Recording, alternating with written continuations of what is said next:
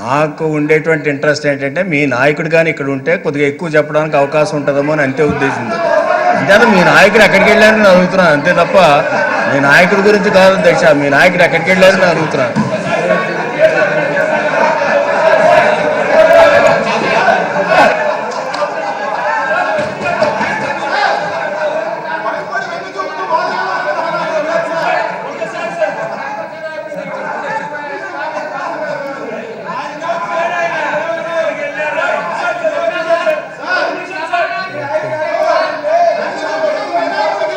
అధ్యక్ష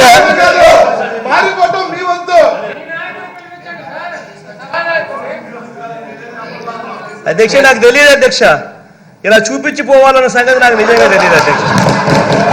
మీరు కొత్త సాంప్రదాయాన్ని పెట్టేటట్టుగా అయితే చంద్రబాబు నాయుడు గారు కూడా బయటకు ఎప్పుడన్నా వెళ్ళేటప్పుడు ఇలా చూపించిపోమని చెప్పండి అధ్యక్ష. యనమల రామకృష్ణుడు గారు కూడా చాలా సందర్భాల్లో ఉండరు, ఆయన కూడా ఇలా చూపించిపోమని చెప్పి మొదలు పెట్టండి అధ్యక్ష. కొత్త సాంప్రదాయానికి నేను కూడా తెలియస్తాను. ఇప్పుడు ఇలా చూపించిపోవాలంటే అలాగే చూపించిపోదాం. ఏం మాట్లాడతారు? నిజంగా ఈ సభలో అందరికన్నా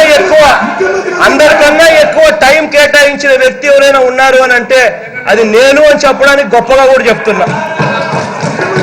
మా వాళ్ళు మాట్లాడేటప్పుడు స్ఫూర్తినిచ్చేదానికోసం అదే పనిగా ఇక్కడ కూర్చుంటా.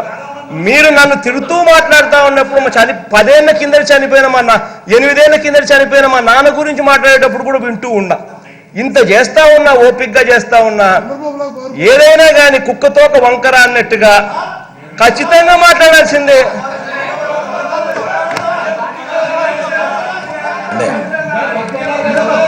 అధ్యక్ష అంటే ఆయన మనసులో ఉన్న చెప్పడం లేదు అధ్యక్ష. ఆయన కావాలనే బయటికి పోయాడు. ఇంచేత నేను లేవగానే ఆయన బయటికి పోతున్నారంటే దాని అర్థం ఏంటి అధ్యక్ష? ఆయనతో పాటు నలుగురు పోయారు. ఎలా పోవడం అనేటువంటిది ఇర్రెస్పాన్సిబుల్ అపోజిషన్ లీడర్ అని అంటున్నాం. I once again repeat. ఇంచేతంటే ప్రభుత్వం ఈనాడు రిప్లై ఇవ్వడానికి రెడీగా లేస్తున్నప్పుడు మీరు పోతున్నారంటే ఏమర్థం చేసుకోవచ్చు? మీరు ఇలా అంటారా లేకపోతే ఇలా అంటారా మాకు తెలియదు అధ్యక్ష ఏమంటారో. కానీ మీరు పోయేటప్పుడు ఇంతకుముందు కూడా ఒకసారి జరిగింది. ఆ పాత్ర అక్కడ హైదరాబాద్ సభలో కూడా ఇలాంటి సంఘటనలు జరిగింది. ఈయన అధ్యక్ష ఈయన వరండాలో లేరు. ఎంచేతంటే వరండాలో మైకులు లేవు. ఆయన రూముల్లోకి పోయాడు. ఆయన రూమ్లోకి పోయిన తర్వాత ఈయన మెసేజ్ ఇచ్చారు, అదే ఇలాగే ఏదో విమర్శిస్తున్నారని. అంచేత మళ్ళీ వెనక్కి పరిగెట్టి రావడం జరిగింది అధ్యక్ష ప్రతిపక్ష నాయకులు. ఏదేమైనప్పుడు కూడా వచ్చారు, చాలా సంతోషం. కూర్చొని వినండి. గవర్నర్ ప్రసంగం మీద నేను మాట్లాడాను.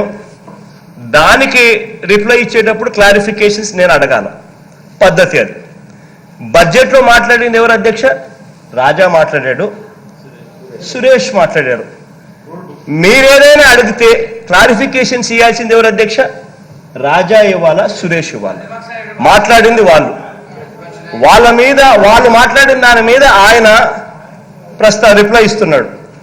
వీళ్ళు మాట్లాడిన దాని మీద ఆయన రిప్లై ఇస్తా ఉన్నప్పుడు మళ్ళీ క్లారిఫికేషన్ వీళ్ళే మాట్లాడారు కాబట్టి వీళ్ళు ఇవ్వాలి. దీనికి ప్రతిపక్ష నాయకుడిగా నాతో ఏం పని అయ్యా? నాకు అర్థం కాలంలా. నేనైనా ఉంటేనేమి, నేనైనా లేకపోతేనేమి, నేనేమన్నా దీనికి పోతే నీకేమైనా అభ్యంతరమా అని అడుగుతా ఉన్నా.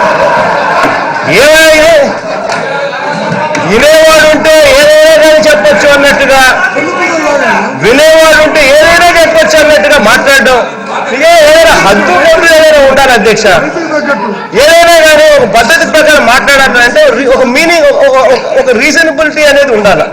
అసలు ఇక్కడ లాజిక్ లేదు, రీజనబిలిటీ లేదు. ఏదో ఒక మాట మాట్లాడాలా, ఏదో ఒక అభాండం వేయాలా, ఏదో ఒకటి చెయ్యాలా. ఏంటంటే ఇది సెన్స్ ఉండాలని మాట్లాడాలి.